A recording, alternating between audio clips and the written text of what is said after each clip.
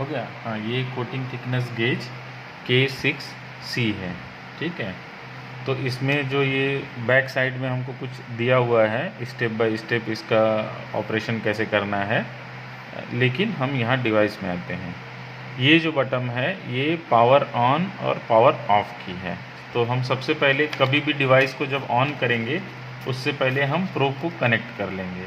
तो ये red point और ये प्रोब का रेड पॉइंट हम मैच करके इसमें लगाते हैं। लगा दिया और उसके बाद इसको दबा के रखेंगे। एम बटन जो है ये पावर की बटन है, या मेन सेटिंग भी इसी की है और पावर भी है। तो इसको हम दबा के रखें तो ये ऑन हो गया। इसमें सब लिख के आ रहा है, ठीक है। इसमें बोलता है लिफ्ट द F2 प्रोब। इसका मतलब ये कि अगर नीचे कोई मैग्नेटिक जॉब है तो उससे ऊपर कर लेना है। जब भी हम मशीन को ऑन करेंगे तो ये डायरेक्ट कैलिब्रेशन मोड में ही ऑन होती है। देखिए ये कैलिब्रेशन है, ठीक है। तो इसको हम अभी मशीन को क्या करते हैं, हम कभी भी यूज करने जाएंगे तो सबसे पहले हम फॉइल के ऊपर चेक कर लेंगे कि हमारी मशीन ठीक चल रही है कि नहीं, या कैलिब्रेशन का आप इसको प्रोसीजर समझ लीजिए। इस पर थोड़ा सा ग्रीस लगा हुआ है। तो हम क्या कर रहे हैं, इसमें कैलिब्रेशन करते हैं 2 पॉइंट। 2 पॉइंट का मतलब 0 पे 0 और एक नॉन वैल्यू पे कैलिब्रेट। तो हमने क्या किया, ये रखा, ठीक है। तो ये आ गया, अभी कुछ वैल्यू आ रहा है, बट ये तो 0 है, तो 0 करने के लिए ये 0 लिखा हुआ है। लेकिन इस जो भी ये चीज़ लिखी है, ये 3 बटन नीचे का उसके नीचे काम करेगा। जैसे ये 0 लिखा है तो ये बटन दबाने से ये 0 हो गया। उसके बाद क्या करेंगे कि मान लीजिए कि हमारे पास फॉयल है 189 माइक्रोन का।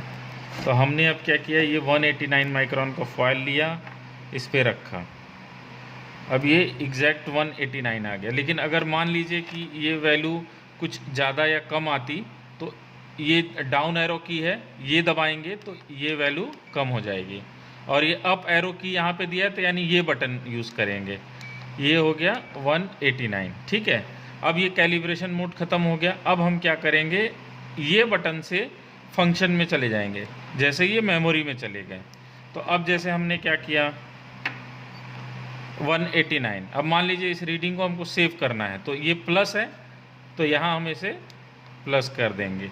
तो ये B1 लोकेशन में रीडिंग 1, ये 190 आया, ये देखिए B2 हो गया। तो इसका काम ये है, जो यहाँ पे चीज़ें लिखी हुई हैं उसको अगर हमको माइनस करना होगा तो ये बटन दबाएंगे। फिर ये है, अब ये हम कर देंगे B3 में, ठीक है। अब हमको प्रोब के बारे में अगर जानकारी चाहिए या अंदर सेटिंग में जाना है तो हम ये वाला बटन दबाते हैं, M बटन को प्रेस किया। ये देखिए सबसे पहले ये प्रोब की डिटेल है। F2 प्रोब है 3000 माइक्रोन यानी 3 mm। मेज़रमेंट कॉन्टीन्यूअस मोड है। अब मान लीजिए कि हमको ये टिक है, मतलब कि रेजोल्यूशन 0.1 माइक्रोन, इसको हटाना है। तो हम क्या करेंगे कि ये वाला देखिए अप डाउन का ये बटन एरो दिया है, तो हम यहाँ से यूज़, और कोई चीज़ से देखिए ये यहाँ से हम किए तो ये डाउन आ रहा है, डाउन आ रहा है, ठीक है। अब ये सेलेक्ट हो गया है। अब इसको अगर हमको यूज करना है कि ये बटन को कुछ इसमें काम करना है तो ये सेलेक्ट यहाँ लिखा हुआ है, तो ये बटन दबाएंगे सेलेक्ट। तो यानी कि अब रीडिंग जो है वो 0.1 माइक्रोन का रेजोल्यूशन हट गया। अब हमको मान लीजिए यहाँ पे आना है, ये तो प्रोब का दिखा रहा है, इसके बगल में ये स्टैटिस्टिक्स में आना है। तो आगे जाने के लिए ये वाला नीचे देखिए एरो बना है राइट साइड में जाने के लिए, ये देखिए ये दबाया तो ये सेलेक्ट हो गया स्टैटिस्टिक्स। इसके आगे ये देखिए ये लिमिट सेट करने के लिए है, तो यहाँ चले गए। ये हमारा कैलिब्रेशन सेव करने के लिए है। फिर उसके बाद ये बैच जो हमने रीडिंग्स 3 की थी, अब जैसे ये 3 रीडिंग मुझे देखना है तो हमने डाउन एरो के से नीचे आए, इसको सेलेक्ट किए। ये देखिए इन्फो, अब हम फिर इसी को सेलेक्ट करेंगे। ये देखिए 3 रिकॉर्ड्स और ये सब डिटेल दे रहा है, ठीक है। बाहर आने के लिए हाँ, बाहर आने के लिए यही बटन यूज करेंगे।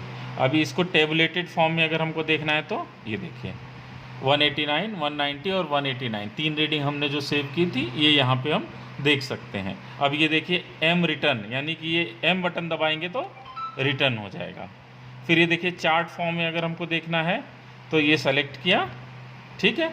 ये देखिए 189, 190 और 1, ये ग्राफिकल फॉर्म है। अब वापस जाना है तो ये M बटन दबाएंगे।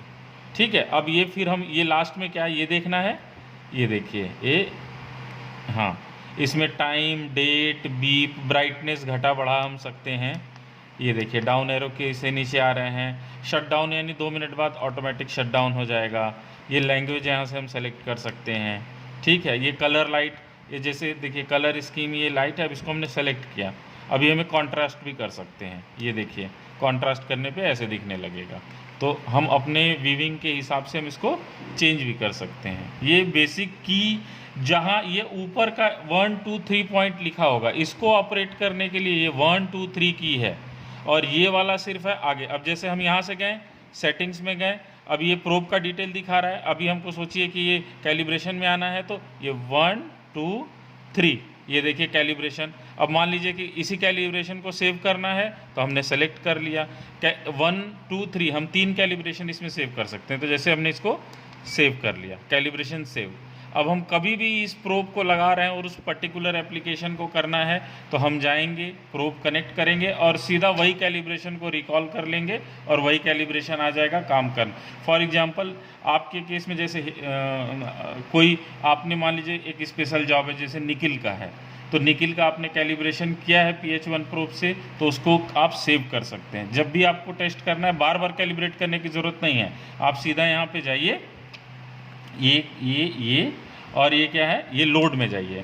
ये देखिए लोड यहाँ पे लिखा है, सेलेक्ट, ये कैलिब्रेशन 1 को सेलेक्ट कर लिया, तो जो कैलिब्रेशन सेव किया था वो आ गया। कोई भी अपनी तरफ से हाँ, नाम कोई भी आप उसमें सेव कर सकते हैं। एक में पता है निकिल का, 2 में क्रोम का है, तो मान लीजिए 2 को सेलेक्ट कर लेंगे तो क्रोम एप्लीकेशन, निकिल का है तो एक पेज सेलेक्ट किया है तो वहाँ से कर सकते हैं। और ये यहाँ से मेमोरी सीधे आपको यहाँ से सिर्फ बढ़ाते चली जानी है। यहाँ ये देखिए प्लस दिया यानी मेमोरी ऐड, और यहाँ से मेमोरी कम। ठीक है, मतलब ये हाँ डेटा सेव होता जाएगा। और डेटा को देखना है हमको, यहाँ से भी आप स्टैटिस्टिक्स देख सकते हैं। ठीक है, बट अभी यहाँ तो कुछ है नहीं, लेकिन अगर आपको इसमें जाना है, डेटा देखना है, डेटा स्टैटिस्टिक्स यहाँ से आप देख सकते हैं। यहाँ से क्या क्या है क्या नहीं है, ये सॉरी यहाँ से ये मेमोरी का है, इसमें से आप देख सकते हैं कि क्या। जैसे अभी आपने पीछे देखा, मैंने 1 माइनस किया था डेटा, तो ये देखिए टेबुलेटेड फॉर्म में सिर्फ 2 ही डेटा दिखा रहा है, वहाँ से 1 माइनस हो गया। जो हमने जो ये डिलीट किया था, जो हाँ यहाँ पे हमने ये देखिए यहाँ पे था, ये 2 दिखा रहा है। और इसी को अगर हम माइनस और कर दें तो सिर्फ 1 ही डेटा अब मेमोरी में है। ये देखिए यहाँ से गए, यहाँ पे ये देखिए बैच में 1 ही, ये देखिए टेबल फॉर्म में देखेंगे 1 ही डेटा है।